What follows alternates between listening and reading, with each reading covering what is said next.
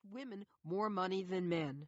In another case, a mother must struggle for decades to find the father of her child among the 7 Catholic priests who sexually abused her.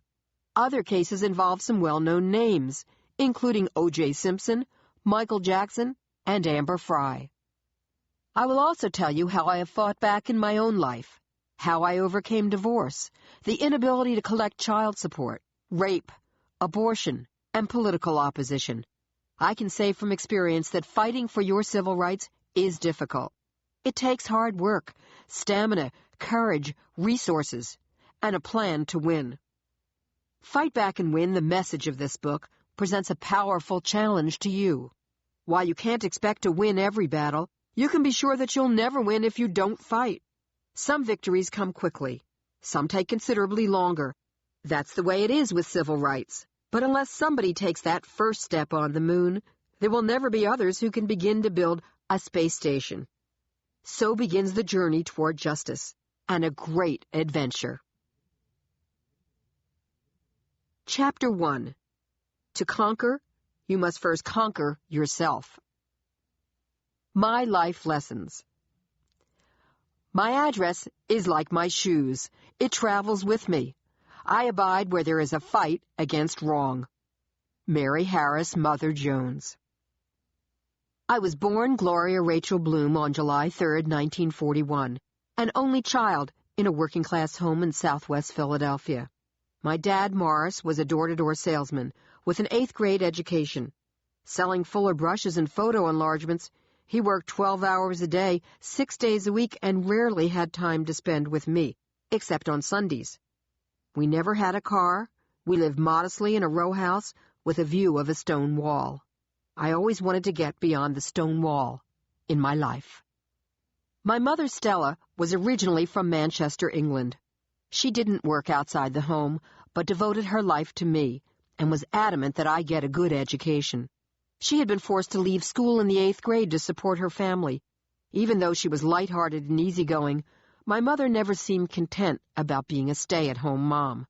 All of her life, she looked back with regret and imagined what she could have achieved if she had been able to get the education and enjoy the opportunities that her intelligence warranted. My mother insisted that I grow up to have the opportunities she missed. "Don't grow up to be like me," she would tell me. My father was very strong. Some called him stubborn. He was like a rock, which was good because you could lean on him, but bad because he was hard to move. He made up his mind fairly quickly.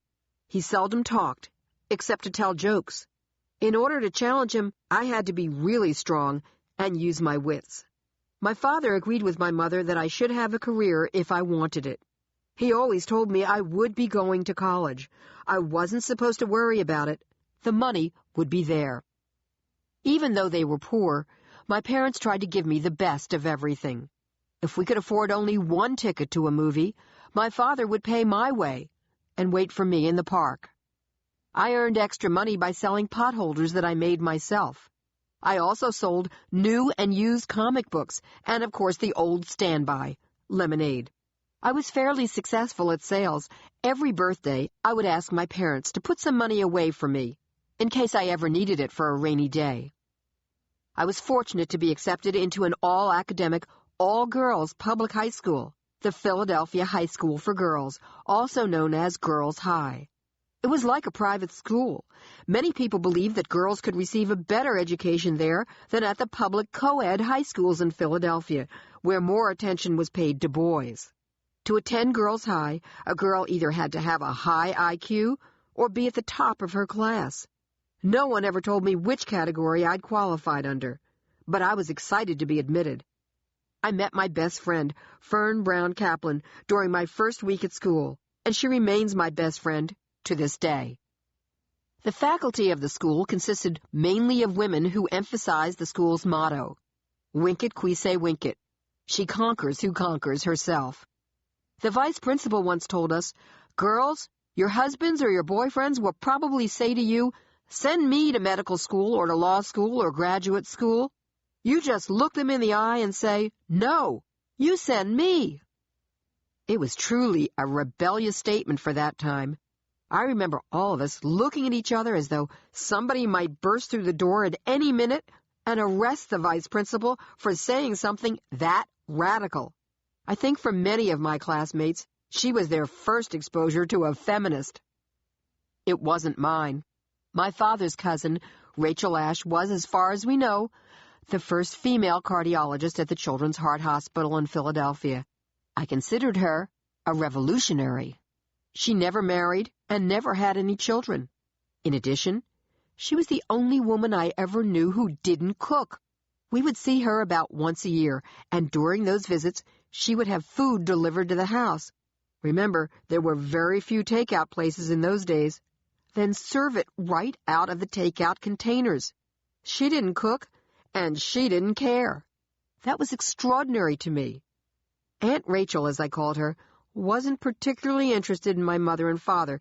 They seemed to be a bit of an annoyance to her. But she took an interest in me. She sent me to a special science seminar in Philadelphia one summer and stayed in contact with me over the years. Students at girls' high school were taught to have confidence. There was no room for insecurity on my part. I realized that just because my parents might not have had certain advantages, I could still measure up to girls from more privileged homes. All girls' high students were expected to compete and to succeed. I dated a few boys in high school, but at girls' high, we didn't spend a lot of time worrying about what boys would think about us. We had so many women teachers, strong women, who inspired us to learn to make our own internal assessments about ourselves. I became a class officer and a cheerleader for our all-girls basketball team. I remember a boy I knew saying that he couldn't understand how could I be a cheerleader for girls. What's there to cheer about? He thought that it was only worthwhile to cheer for boys, because girls were of no value or importance. In many ways, I still am a cheerleader for girls, and now for women too. Throughout high school, I studied hard. I think I got a better education there than I would have received at a co-ed high school. During those days, girls at traditional co-ed high schools often weren't treated with as much respect as boys were. The thinking was that women were just going to get married anyway. Some even argue that it wasn't important to educate young women because they would only be raising children. But isn't that the most important job of all? After high school graduation, I received a partial scholarship to the University of Pennsylvania and qualified for the Honors in English program. I couldn't be a cheerleader at Penn. I was told that only boys could be cheerleaders for boys.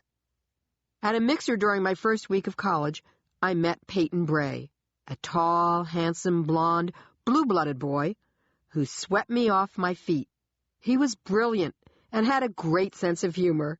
We decided to get married my sophomore year. My parents, who pretty much supported whatever I did, accepted this decision. Peyton and I didn't have much money. Despite his pedigree, he was expected to find a job after he graduated. We lived in a very small, one-bedroom, one-bath apartment, and we ate off the coffee table in the living room. I got pregnant when I was only 19, which was really too young. It was a lot for me to handle, especially since my marriage was not going very well. Peyton had serious mental health issues that prevented him from being able to enjoy a close relationship with himself or anybody else. He had entered the military for a while, but wound up in the hospital. When I went to visit him there, I thought maybe he was just faking a nervous breakdown to get out of the service. Peyton had always been a rebel and loved to play practical jokes, but in fact, he had suffered some kind of mental breakdown, and it was no joke.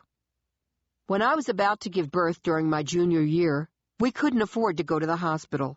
That's when the rainy day birthday fund I'd asked my parents to set up for me came in handy. I used up all of my birthday money from all those years to pay the doctors and the hospital for the best birthday gift of all, my beautiful baby girl, Lisa. Peyton took me to the hospital, but instead of staying to help me through the labor, he went out for a beer. Afterward, when I confronted him about this and told him that I couldn't believe he'd left the hospital when I was screaming from the pain of labor, he told me the nurse had said he could leave because it would be a while before the baby came. It never occurred to Peyton or the nurse that I might want to hold my husband's hand while I was going through hours of labor before finally delivering my baby. My dream marriage was turning into a nightmare. When I wasn't caring for Lisa,